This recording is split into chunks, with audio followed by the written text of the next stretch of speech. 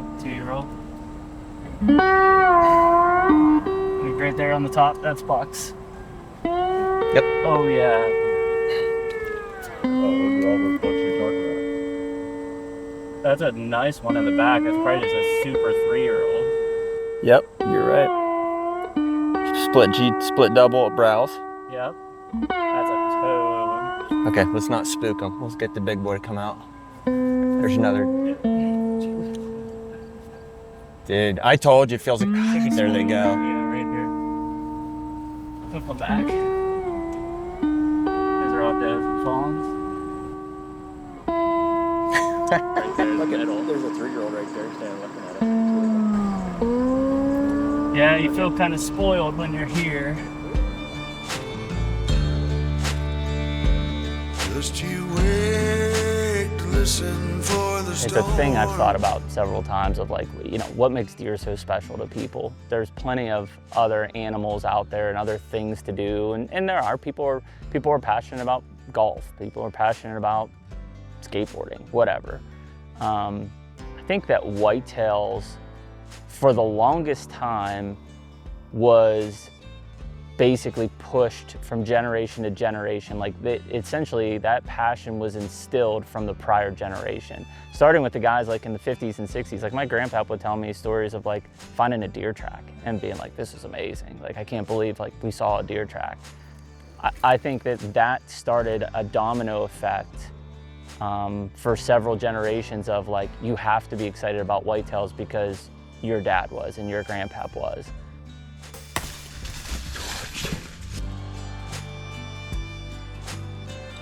I really didn't have a choice to hunt growing up because my whole family was just like so invested in hunting and passionate about it, all the way from my grandfathers on both sides, my dad and my uncles, like everyone hunted. So it was just, as I was growing up, that's all I saw. And I got to go along as a young kid to deer camp and see everyone getting together, cutting up, having a good time, and then talking about hunting.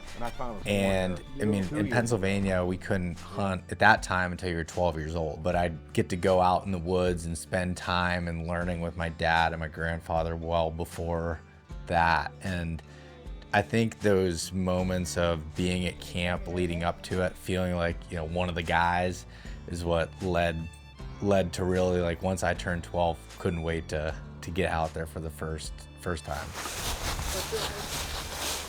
I think everybody hunts for a different reason, and that's what's cool about it. And everybody's at a different place probably in their journey. And the end is not always shooting big mature bucks with your bow. You know, people hunt for just for meat all the time, just exclusively to spend time with their families as an escape from you know, from their 9 to 5.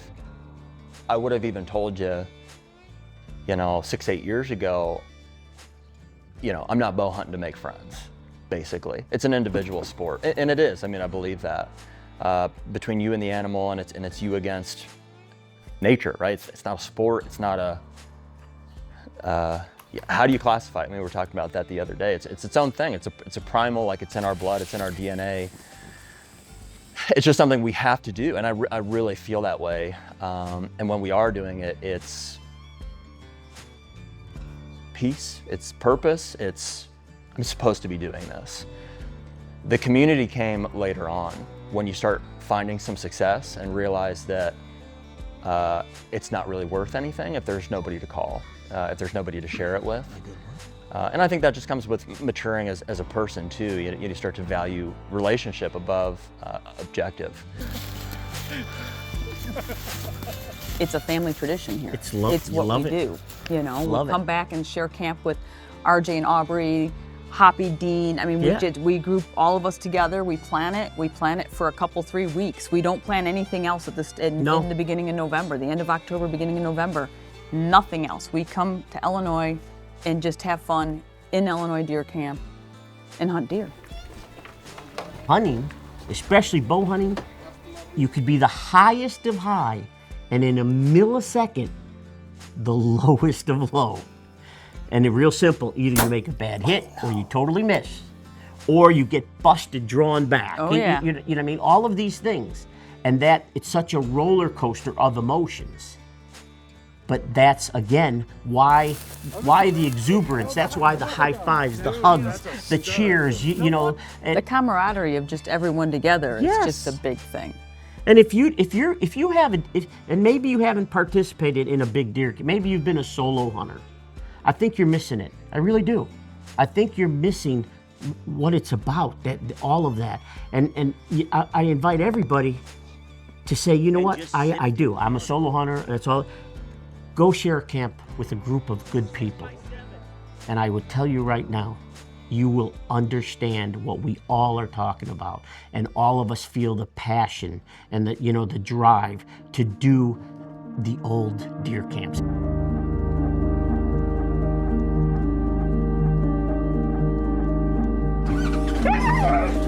You know, you hear the old saying that the journey is the destination. And I think it's really true with whitetails because they're such a fascinating animal.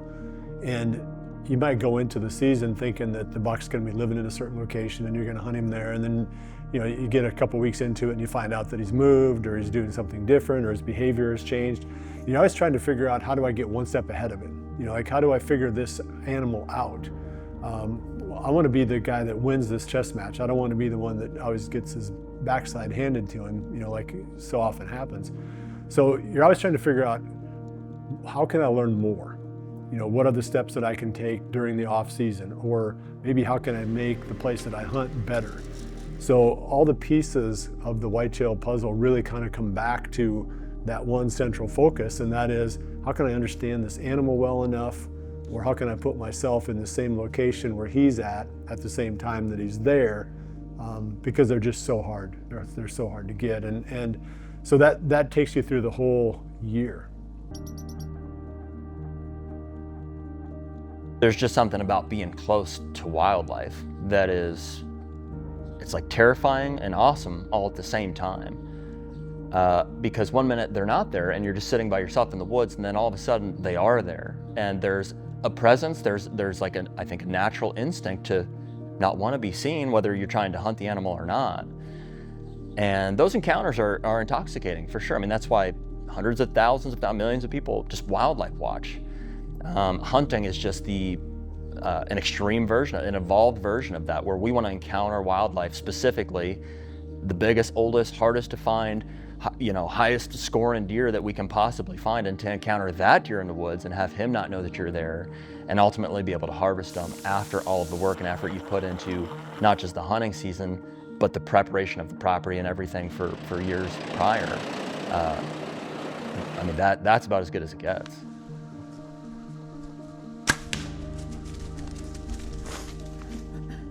Whitetails have really brought me more into the land stewardship and land management, land ownership side. And I don't know that I would be as gung-ho about owning land if there wasn't something active, you know, on that land. I don't really care about owning 80 acres of black dirt, you know. So what is it about the stewardship of land or the ownership of land? Well, it's just the deer, you know, being able to maybe control a little bit more of their life cycle. You know, make them maybe a little bit more predictable when you're hunting them, or even just create the perfect environment for them to flourish. It all kind of comes back to the hunt in the end. So it's, to me, the whole whitetail year, maybe I don't love whitetails as much as I love whitetail hunting. So I'm always trying to find, you know, that next thing that I can do to make myself, you know, better at you know, someday actually winning that game. so I'm not always the one that gets beat in the chess match.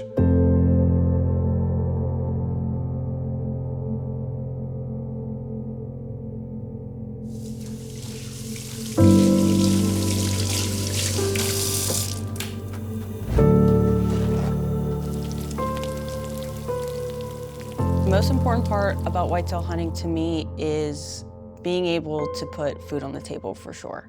I love that I know almost exactly what that deer ate. It ate wild things its whole life, acorns, clover, instead of commercial meats, which you don't know what they're getting fed, you don't know what they've been injected with, and wild game is exactly that, it's wild. It tastes amazing if you prepare it properly, and there's a reassurance when you get to put it on the table yourself. It's a lot of effort to put a deer on the table. I mean, I spend 365 days a year thinking about whitetail hunting, but not that you have to, it's just I like to, so I feel like I get every ounce out of that.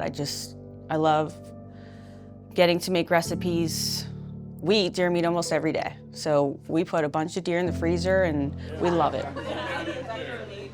We put more time, effort, and money into deer and their habitats. Like if you go up to a random person, like, what have you done for the deer population? You say you love deer. Most of them say, oh, nothing, I just like them. But hunters, they put their money and their time where their mouth is. The best burger I've ever had.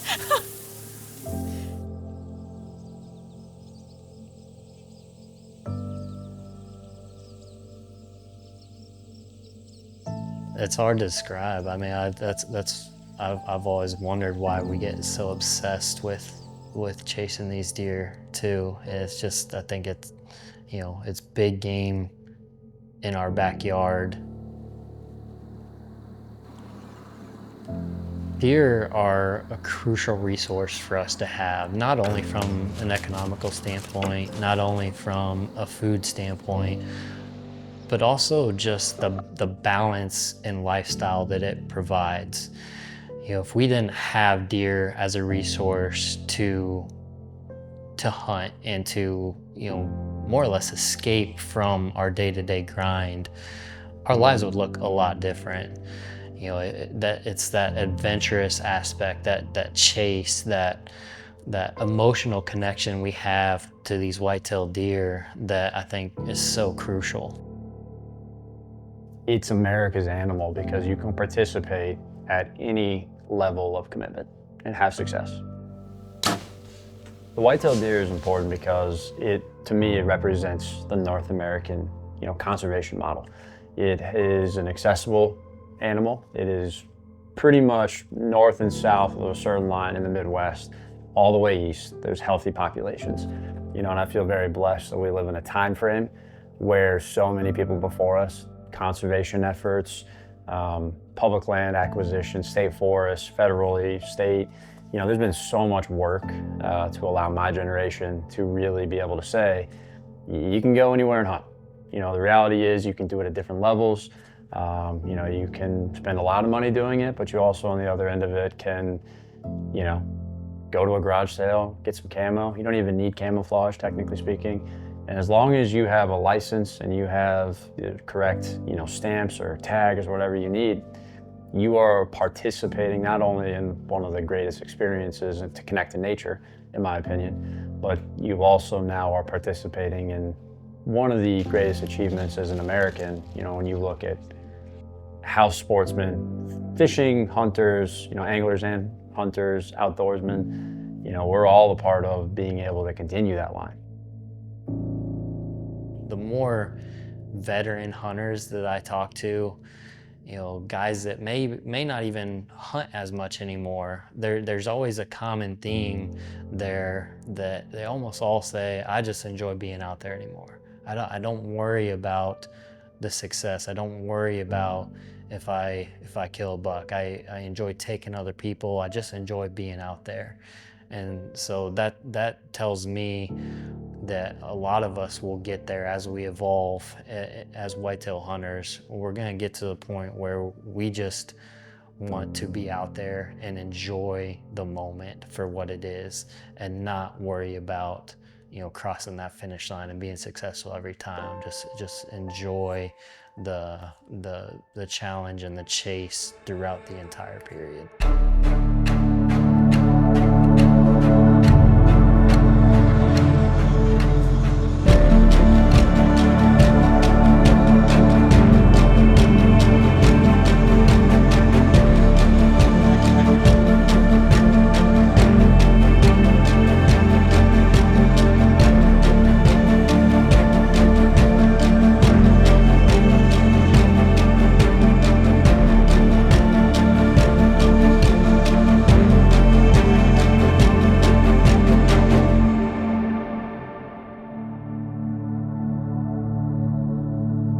There's all these podcasts about like, you know, how to be a better person and how to build yourself and all these like self-improvement type things. If you learn how to whitetail hunt, you should have a degree in self-improvement, because you're gonna start getting up earlier. You're gonna start to incorporate practice, discipline into your life. You're gonna probably have to have patience, more patience than what you thought you would. This has the ability to build yourself in so many aspects of life. And it sounds crazy because it's a whitetail deer hunt. What does a human really get from a whitetail deer hunt other than grabbing a rack and saying, wow, look at me? No, I've experienced every self-reward that a human can possibly acquire from becoming a deer hunter. If there's a book that says 100 things you can do to be successful in life, I bet we could relate every single one of those topics to how you could be successful as a bow hunter. And the thing is, because bow hunting is such a joy and a pleasure and a personal sense of accomplishment, you will actually be better at being a human without even recognizing it. You could just apply those to your life. But it's the same principles that it takes to be successful as a hunter. If I have one thing I could ask of every whitetail hunter out there, it'd be like, mentor one person and show them the ropes and show them what you love about climbing in a stand and chasing one of these freaking smart swamp donkey slobber knockers or whatever else we call them. Just get out there and let someone else learn the importance of whitetail deer hunting.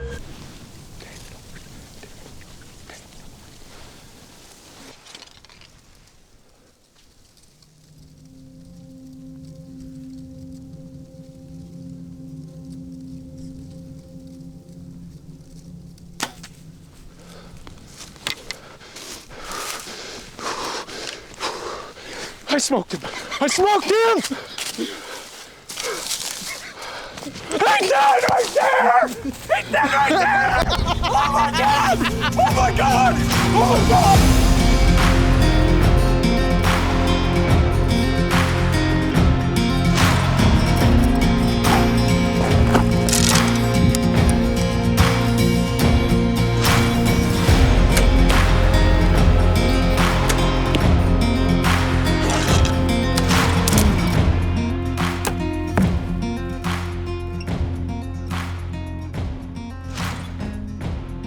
It's hard to explain. It's hard to explain even to, you know, sometimes people who understand hunting but don't understand at the level of where we'll take it. And it's evolved into something that becomes unexplainable, because what does a big whitetail do for you? You really can't eat the rack, you hear that saying. It ain't gonna make your wife love you anymore. It really ain't gonna make the public love you anymore. People think I kill a big deer, I'm vindicated. No, it's a personal goal. Nobody really cares. Those who love you, who know that you set that goal, gonna high five you and hug your neck and tell you congratulations. But usually if you get them, it's just gonna create a bunch of envy and jealousy, and somebody gonna try to condemn you on how you did it, whether you did it over bait, or you had a private and you didn't do it on public, or you did it with a you did it with a compound bow and not a trad bow, or you did it with a rifle and not a bow. So in the end of it, it's really self-gratification. And when you got the right buddies you can do it with, it makes it even special. But the obsession with it, and I'm one of those who are obsessed, I don't know. I can't completely answer that question. All I can tell you is once you get the fever and you get the sickness, it's kind of uncurable. And I will also tell everybody out there, you think you're gonna kill your dream buck? Soon as you get them on the ground, you take your picture, another one takes its place. You can bet your bottom dollar on that, son. Yeah! It ain't your killing that's gonna make you nervous. It's there's a final piece, and all of it sitting right here in this shaking hand, and you cold, and you tired and you draw that bow back and you try to pick a spot, and when you do, and you see that arrow disappear right behind the shoulder, it is complete vindication. Tom Brady had no more exhilaration winning his final Super Bowl. He was no more excited or deserving than we are. And I'm gonna tell you, that part, when you get that final piece, and then all you got to do is figure out how to come up with enough money for that shoulder mount, I think that's it. I think that's the mysterious reason why, is when you put all the pieces to the table and that was your goal. And you might think, hey, Big Joe was 180. No, Big Joe could have been a big, mature Alabama buck that won't score but 115, but Big Joe was the final piece that you was trying to put in the puzzle. And when you do it, whew, that's what I like to celebrate with people. I don't care what he scores. Golly, boys, that's you that shot. That's me, man. What is a trophy? That's relative to who you are, where you're at, and what your goal is.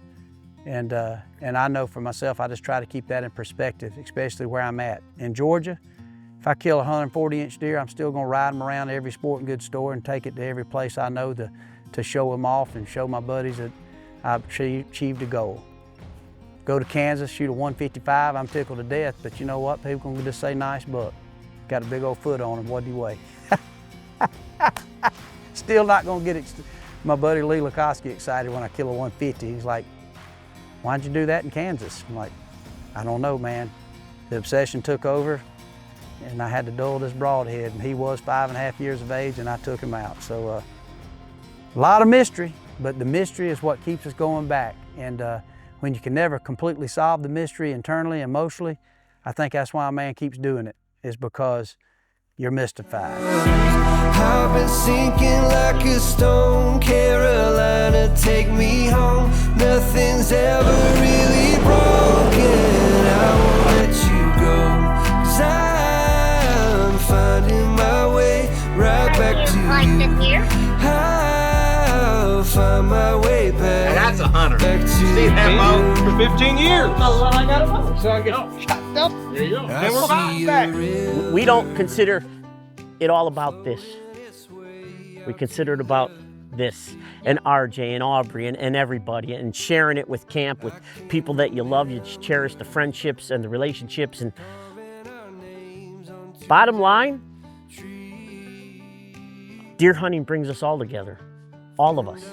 Just take the time to absorb it, to do it for all the right reasons, and you'll understand why we never called it a sport, but a lifestyle.